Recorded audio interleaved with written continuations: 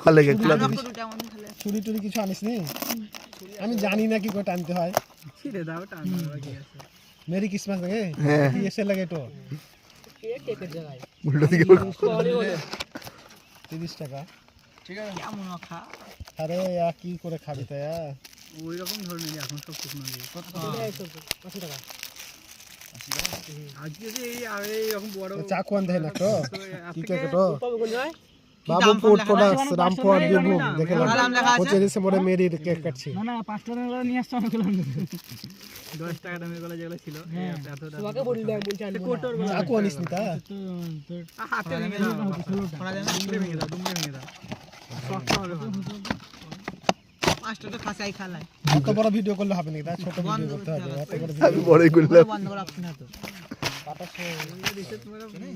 200 MB হয়ে যাবে অত